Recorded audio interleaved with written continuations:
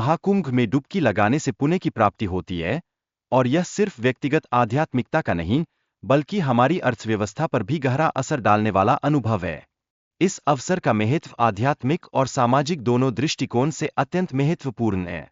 क्या आप सोच सकते हैं, इस महापर्व में लाखों लोग एकत्र होकर किस तरह की ऊर्जा का संचार करते हैं?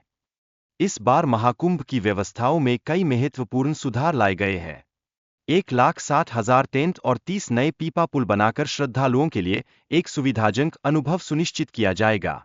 यह बदलाव न केवल सुविधाजनक है, बल्कि उन सभी श्रद्धालुओं के लिए सुरक्षा का भी वादा करते हैं जो इस दिव्य स्नान के लिए आते हैं।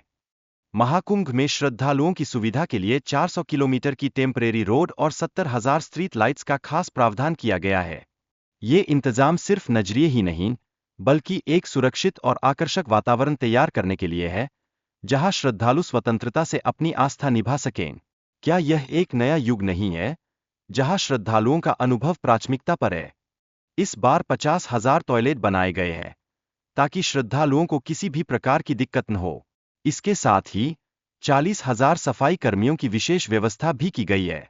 अब यह चौंकाने वाला है कि बड़े आयोजनों में कैसे साफ सफाई को प्राथमिकता दी जाती है, और यह सब इन व्यवस्थाओं के बल पर ही संभव हो पाया है। प्रयागराज पहुंचने के लिए ट्रेन सबसे अच्छा माध्यम माना गया है, जहां कई शहरों से डायरेक्ट ट्रेनें उपलब्ध है। छोटे स्टेशनों को भी आधुनिक सुविधाओं से सजाया गया है। यह सब मिलकर यात्रियों की सुविधाओं को बढ़ाने का एक प्रयास है, जिससे हर श्रद्धालु आसानी से संगम की ओर बढ़ सके। लेकिन क्या यह सब सुविधाएं पर्याप्त है, या और भी सुधार की आवश्यकता है? शाही स्नान का दिन विशेष रूप से माना जाता है, जिसमें लाखों श्रद्धालु संगम में डुबकी लगाने आते हैं। इस दिन मोक्ष की प्राप्ति की मान्यता है। आप सोचिए, जब करोड़ों लोग एक साथ एक ही स्थल पर पूजा पाठ करते हैं, तब क्या अद्भुत ऊर्जा का संचार नहीं होता? क्या यह एक अलौकिक अनुभव नहीं है?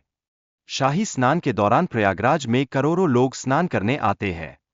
यह संख्या एक अद्भुत धार्मिक माहौल बनाती है, जिसमें हर कोई अपने विश्वास के अनुसार अपनी आस्था का निर्वहन करता है।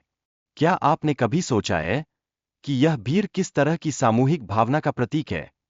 प्रयागराज में 3 पवित्र नदियों का संगम होता है, जो स्नान को और भी विशेष बनाता है। यह धार्मिक महत्व रखता है। क्या यह अद्भुत नहीं है कि ये नदियां सदियों से श्रद्धालुओं की आराधना का केंद्र रही है? ऐसी जगहों का महत्व कभी कम नहीं होता।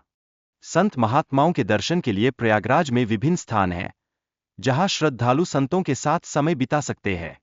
क्या आपने कभी सोचा है कि उनके अनुभवों में छिपा ज्ञान क्या हो सकता है? यह सदियों पुरानी परंपरा आज भी जीवित है।